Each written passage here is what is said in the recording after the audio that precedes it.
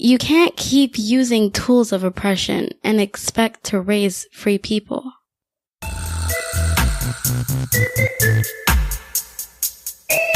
This is another Braata episode.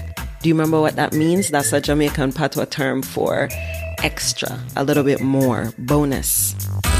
So this is a Braata episode. The last Braata episode on this podcast was October 4th of last year with Dr. Sundiata, formerly Dr. Scott Speed. It was one of those times where I had a very specific set of things that I wanted to share with you, but something came up in between episodes that I had to get to you. So you get Braata, you get bonus. So this is a Braata episode. Episode 100 will be aired on September 30th, which by the way is International Podcast Day. Yeah. So I'm so excited. I'm putting the bits and pieces together for that episode, and it's going to be co-hosted with Chris Richards, my beau. I love saying that to him. You can't see my face when I say my beau. I might have to post a picture on Instagram. But anyway, this Braata episode is with a repeat guest. It is Maleka Diggs. She was on episode 44 back in July of last year, July 7th, I believe. And we have another really good conversation that I knew I needed to share. Maleka Diggs is in Philly. She runs the Eclectic Learning Network. Her focus is on being able to offer support for young people's passion and interests, but not at the expense of their culture and identity. So she focuses on the needs of Black and Brown families inside homeschooling and unschooling communities. Maleka herself is an unschooling mama of two. She and her husband embrace this work of unschooling and deschooling with their daughters. And again, episode 44 is where you can get a little bit of the backstory. But today, this Braata opportunity is so that we can talk a little bit about a few things that Maleka and I felt were so important to address right now this season. One of them is, of course, her commitment to passion and interest, not at the expense of culture and identity.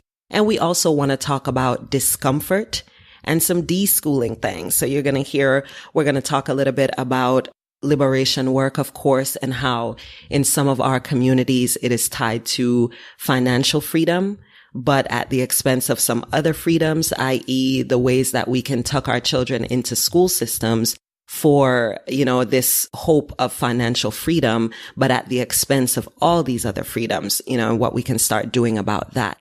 She also has an annual conference. This one's in October. She's going to tell you all about it. And we're going to talk about the conversations that we need to start having in support of Black and Brown families in homeschooling and unschooling communities. So I had to get this in. It's going to be good. The show notes page for today's episode is raisingfreepeople.com/ELN, as in Eclectic Learning Network.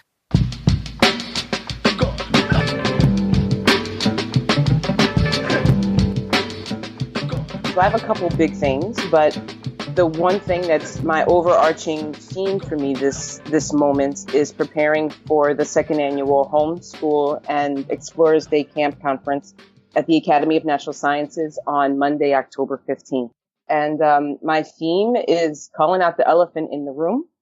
We are going to be talking about creating racial equity in homeschooling.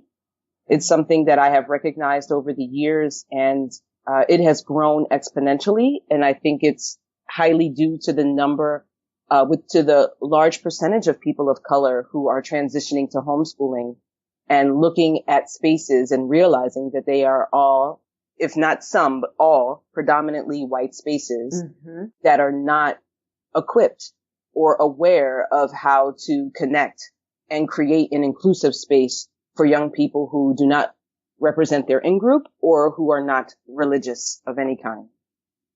Many families who decide to transition to homeschooling for whatever their reasons, finding curriculum, figuring out people to connect with, those things to me they can be pretty easy. What's not outwardly present is what that emotional state is going to be, that transition, whether you have a young person who was in a brick and mortar learning institution or whether you started from the beginning, it's something that is not very present. And that is understanding yourself in a new space, in a space of liberation, in a space of you don't have to look for a book to define what your day is going to be like. And that's really heavy. Yes. And a lot of people tend to ignore that and say, well, as long as my child has X, Y, and Z, I'm okay.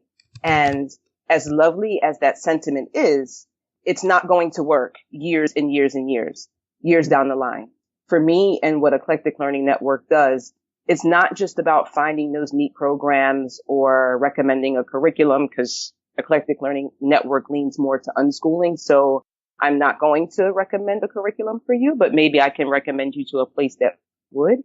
But we will explore what the passions and interests are of the young people who are involved and create programs based on that are inspired by what their true needs are and that represent their cultural identity as much as possible, as well as their passions and interests. So with this conference, it's not going to be your typical conference of go to this room for this talk, go to that room for that talk. No, we're just going to go in one room and we're going to put it all on the table. And it's really about parents shedding those layers as much as possible. A lot of people sometimes look at these conferences or workshops as a solution.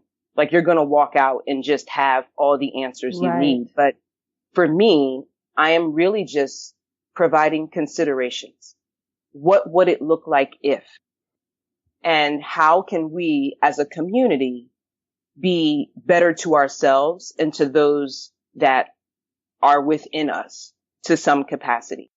With the spaces that are here and nearby, as well-intentioned as each one is, and what they showcase, the models are fantastic. There's still that missing component of, so how are you serving your Black and Brown students who also have this same desire and passion?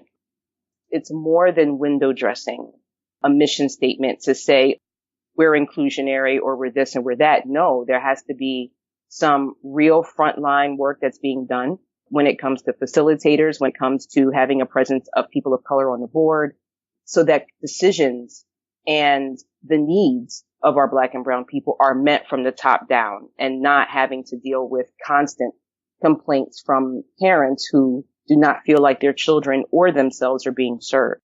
Thank you so much for all of that. Like this, and you and I were talking a little bit too earlier, Maleka, about how this thing is happening in so many spaces, right? Yes. It's like this, the way that we escape it from school, really school is just a microcosm of, or macro, of the different ways that it is showing up in various entities, including inside homes. You know, there's this sort of way where people react to Blackness or react to indigeneity, react to these things in ways that it's like it never occurred to you until something shows up. And then when the thing shows up, you treat it like a fire in a sense, when it really, if you are talking about actual inclusion and actual equity, then you have to be proactive about it. And you can't be proactive about it by yourselves. And by you, I mean white people. You know, you can't be proactive about it by yourselves. You know, I'm seeing this in, I mentioned the Homeschoolers Association of California, that there's a lot of work that's happening right now because they have had a predominantly white board, and that the person of color or persons of color who have kind of been on or off the board, I'm just now getting the details, but there isn't the sense of representation by the people that the organization actually serves is not there.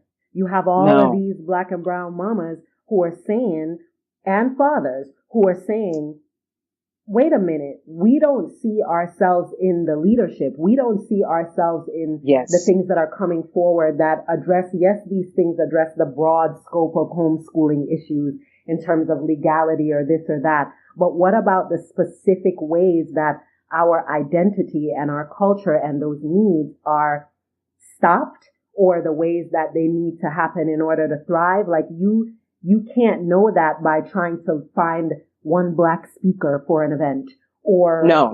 or to read the book on equity and then put out a video about it. You need to be working with people of color who are committed to the work. You have to be willing to bring people in as consultants who are not there to make you look better or, to explain your stance to the Black and brown folks who are pissed off at you, but more so to actually work towards exactly what you said, Maleka. I love how you're like, you're not going to walk away with the 3 steps of whatever. I'm saying, what might this look like if we came at it from this angle? What might this look like if it was actually inclusive? Not the idea of inclusion, but if it was actually inclusive and you were willing to be uncomfortable, you celebrated your discomfort as a white person working in a space to create this sort of equity around education and living. If you celebrated your discomfort because you understood that that was how you could grow and you worked with people of color in accordance with that,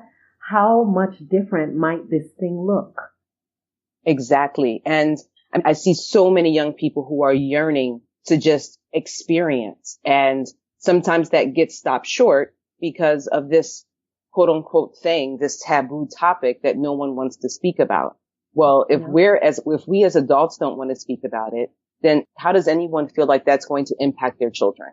And I totally get that, no one wants their children to deal with the harsh realities of the world, air quotes on all of that.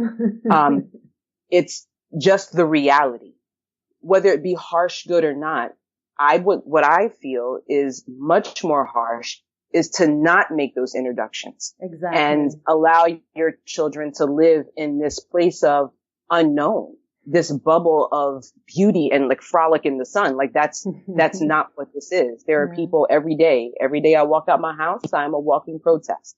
I gotta prove, I gotta wonder, I gotta be aware for every single thing I do. That's right. So it is a matter of life or death for me for every decision that I make, because I don't know if there is going to be a tomorrow, but I know that today I'm going to do it, and I'm going to do it as best as we can. And I'm going to reach out to as many people who are open enough to sit down and have this real conversation, because if we continue not to have it, and if our voices continue not to be heard, I'm not really sure how much further we're going to get.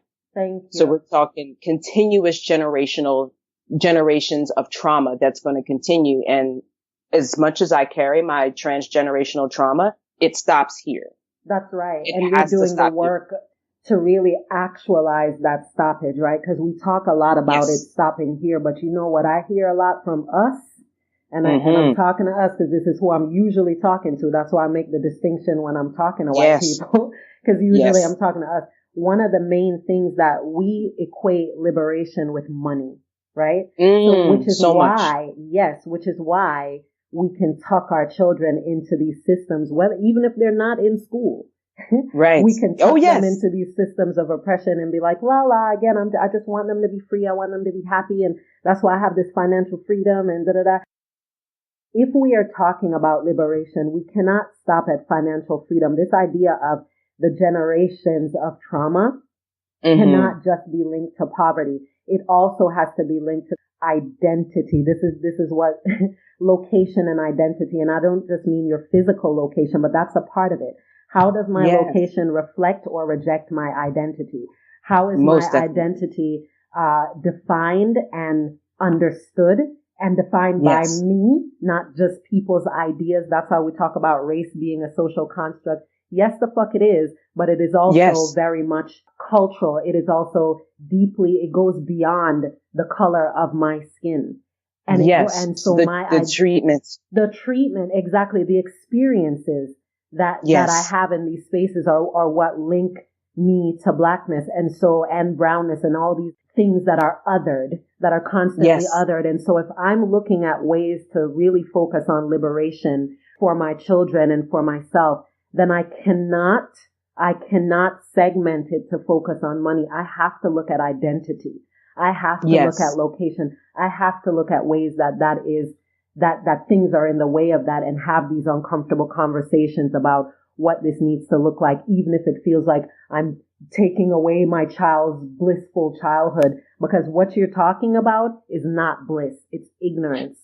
Yes. pure ignorance. And there's only so far that will go. I mean, and it's everyone's scared. I get that. But what's really scary is knowing that you're raising young people with this conditioned state of mind that you adopted from years and years ago, whether it's white is right, whether it's don't rock the boat, whether it's we're going to fight. Each one of those has a consequence. But if we're going to lead in truth, truth isn't always happy. It is what it is. And many people have a hard time getting past that. And honestly, a lot of the things that I was pondering this whole conference, since the last conference of what it was going to look like. And out of all the experiences that I've had, it really came out in the playground. I'm watching these kids. I'm watching them connect of all different backgrounds. Sometimes it's all the same group. Sometimes it's our people. And sometimes it's a mixture. And what I'm hearing from our young people and what I'm seeing from their parents, allowing them, like not even remotely looking like this is something that is worth interjecting. This is something that I should be confronting right now. It's, oh, you have to like excuse after excuse for, oh, well, they're just babies. No, they learn this from somewhere. Yeah. So let's address it. I don't care what the intention is. No one's really examining what the impact is on the person that they are giving it to. I don't care. Oh, I didn't mean it, but are you really taking the moment to see how your words and your actions impacted the person you were speaking to? Right. If you're not going to do that, then we have a huge problem.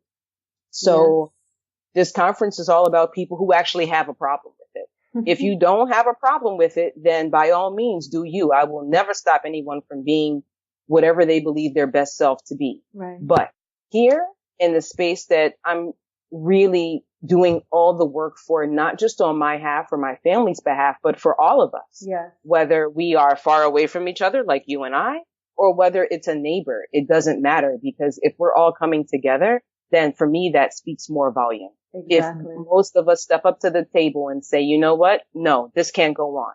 I'm not going to be afraid, and I'm not going to look at people of color as a monolith. My experience is my experience, but talk to another person and you're going to hear a different tune. Neither one is wrong.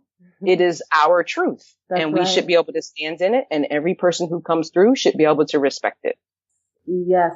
And one of the things that I love so much about the way that the work shows up for you, Maleka, is that this conference really is almost like one small part of the work that you're doing every day right in and around your city. Right? Yes. This is not about like lumping all of it into this one thing and then divvying out the work. Like all of it is happening. It's almost like this is an amalgam in a sense, and also a sliver, because it could never encompass fully, but it does allow you to say, let's tap into the work at this level, but there's also all these other ways to continue to do the work. Yes. This is what's so important about Eclectic Learning Network, that it isn't this idea like, okay, we need to all get together to try to come up with solutions and then spend the rest of our time in these silos trying to figure out how to implement. No, it's happening on a daily basis. You do workshops. You're out in, different collectives. You have this collective itself where people are out in nature. We're having conversations that are harder to have indoors, like things like that people don't even think about. Different opportunities for people to be heard and not feel like they are centering themselves in ways that are scary or new. There's so much stuff that is happening that needs to happen for us to get comfortable with the work. And I wonder, because I know you are so rooted in it, and because I know that there are folks who listen and who message me all the time that say, oh, I'm so inspired by this, or I'm so inspired by that. Like, how can I start doing the work? I wonder, Maleka, if you have anything for that person. And I know this is a heavy question, but whatever is present for you, how can someone just start doing the work? You're in your city, you're in your physical location, you are seeing the conflict between location and identity for you and yours. What can someone do to just kind of get out of that cloud and start to move towards something different, maybe?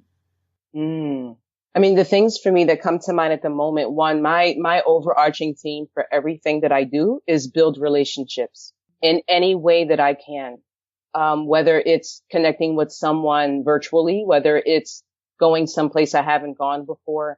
And I don't mean relationships in the sense of, oh, we aces and everything's okay. I mean, build relationships that give you a broader understanding of what's ailing you, of what's stopping you. And if the answer is no, then my question always is, but why not? If you can address the why.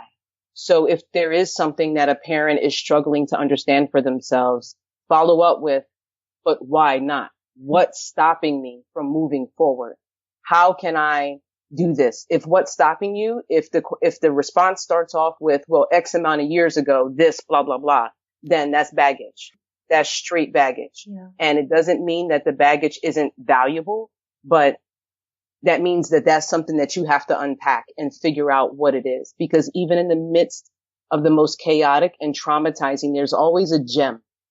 There's a gem for you to take from that can propel you to the next level. And it's okay to be uncomfortable. And sometimes what you have to do is just pause. We're all kind of connected to this internet, this world where everything comes in nanoseconds, whatever responses you need.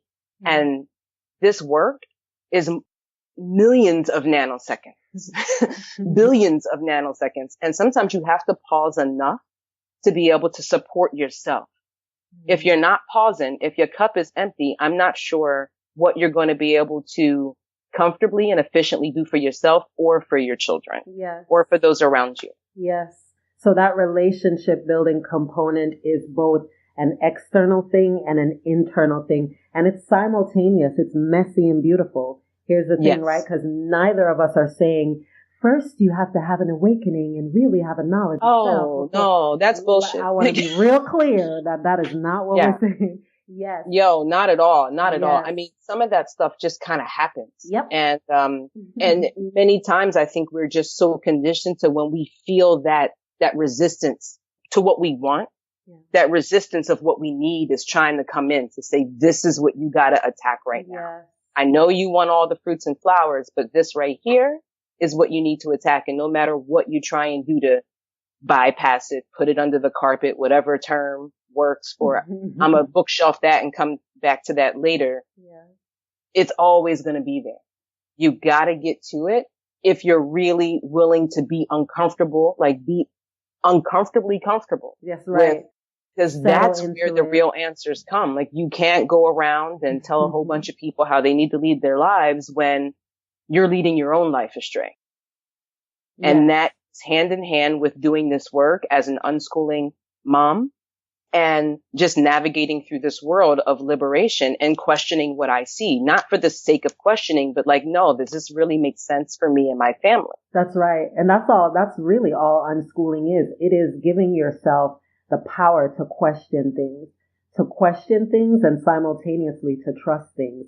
Not trusting the same things that you question necessarily, but right? But trusting in yourself, trusting in the process, trusting in the resources that will continue to show up, trusting that you're trusting out loud and you're disrupting and you're pausing is going to bring you community like it has done for me. Like my community around unschooling was not physical until more recently. Like it was always virtual, but it was enough, as you said, to kind of start with my own, like, why not? Like, what's going on? Why am I not starting this podcast? Why am I not writing about this thing? Why am I trying to write the shit nice when this is how the fuck I feel? Like, the more you trust that and the more you question in those spaces, the more there's this ecology around the work that will just show up and you will know it.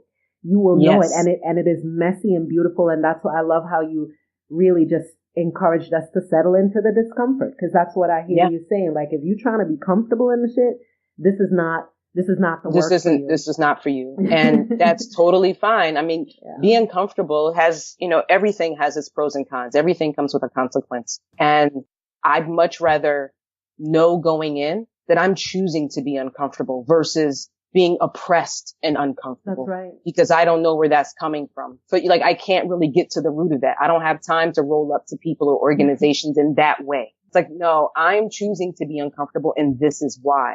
And if I'm feeling oppressed or marginalized, I can attack it from a way that I've opened myself up to acknowledge versus blindly going through with this naivete of what the world is or is not. I feel you. I feel you. I feel you.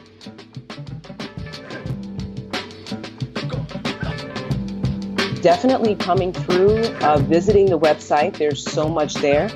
If you are about this life, but maybe you don't have children, but you know some families who are interested, you can always sponsor a family to be able to take advantage of some of the programming. I try and make it as affordable as possible, but things cost, and that's what it is. And that helps keep everything running smoothly. So if folks want to do that, they are more than welcome. If someone is representing a small business and our missions are aligned, your community members are definitely welcome to become an affiliate partner that not just highlights them as a small business or organization, but also highlights the programs that are available through them, and then maybe some teaming opportunities. Yeah. And then, of course, sponsorship for the actual conference. That over 70% of whatever sponsorship money that I receive goes right back to the families who need this the most. That's what it's about for me. I want to be able to support as many people as possible. So if there are folks out there who would like to make that happen and bring this to the forefront for families who wouldn't necessarily have that opportunity, then reach out.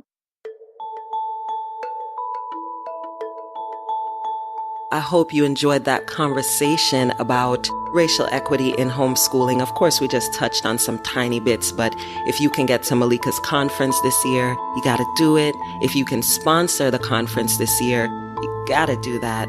And continue your deschooling work. Speaking of which, I have 3 opportunities this October to do some deschooling work. One of them is for parents and facilitators specifically. One of them is for adults who did not choose self-directed education but want to learn more about it and want to support a child that they love. And then one of them is specifically for women who want to use deschooling work to better align with lives that make sense for who they are and how they flow. They're all web-based. So the first one is a webinar called Parenting Patois. The other one is How to Focus on Learning, a deschooling guide for supporting the self-directed child. And I'll be doing that in collaboration with Dr. Sunjata. And then the third one is called Deschooling Your Way. That one opens October 6th and 7th. That one is actually a weekend intensive. It's web-based, but it's live, real-time, and intense. And that one I'm doing in collaboration with Asia Rutledge. The show notes page for today's episode will also have a link, or you can head over to my site, raisingfreepeople.com, and you will see a menu tab called Deschooling 2018, and all the details are there. All right. So if you are itching to do some deschooling work and want some support around that, some community, some guidance with that, I got you. I got you in October. So make sure that you fill out the application for those. If you about this life, here are some opportunities. Fear of the Free Child is a weekly podcast that centers diverse narratives, insightful commentary, learning with our children and deschooling ourselves, owning our multiple identities and treating children with dignity, creating community and sharing conversation from often silenced spaces, breathing life into liberation practices, proactively and on purpose. It's about parenting. It's about self-directed education, loving. It's about learning.